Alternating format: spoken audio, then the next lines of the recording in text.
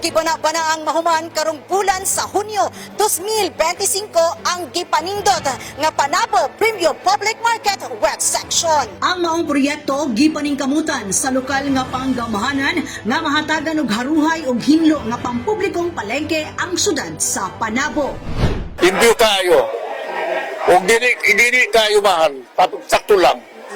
Pakalipay kayo. Makatambok sa kasing-kasing. Kung mahumanan din sa June, adaw-adaw lang mamalingki dire. Sa tinuod lang, grabe among kalipay nga mga gagmayng negosyante diri sa Panabo Feast Window. Ngano, kung wala si Mayor Joe Rilampagos, dili gyud ni marinubit among palengke. Way siguro, asa pamilabay dapita.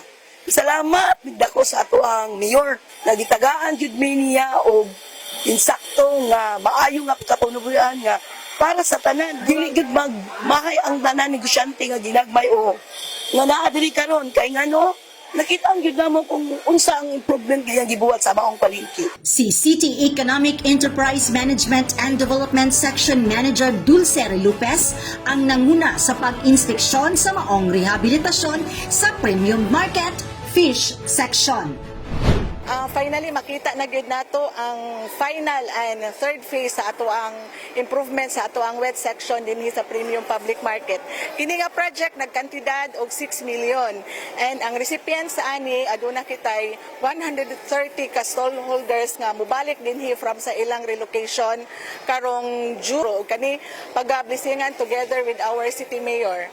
Makita po nato nga ang feature ani dili na nitong ginaingon ninyo nga dandog ang tiles, amo na gini siyang gi-check nga ang tiles nga naa dinhi rough na siya para maiwasan nato tong mga aksidente. Makita po dato na ang ato ang mga stalls aduna nay provision nga dili ang tubig dili dali nga mahulog sa atong mga salog. So makita na ninyo karon siguro. And of course, sa pagbalhin niini sa ato ang mga locators, aduna na kitay mga gipanday nga mga measures nga mga guidelines ug balaod nun para mapatuman jud nato ang kalimpyo, kahinlo ug order aning ato ang Premium Public Market. Dili lang dinhi sa phase 3 ang mga guidelines nga atong gihimo kundi sa tibok na nga Premium Public Market nga. Pagasugda nato na once nga mabalhin na ang atong mga locators ug naa na sila dinhi tanan. Sa katapusan gilauman kini nga ma-turnover ngadto sa mga stall owners sa katapusang simana sa bulan sa Hunyo. Ug padayon sa pagmonitor ang mga personahe sa CMDO kauban ang opisina ni City Mayor Jose E. Relampagos. Kauban sa kamera si Richard Ligtas kini si Dali Ahmad nagikan sa City Information Office Broadcast Services alang sa Frontline News Panabo. Importante, informed.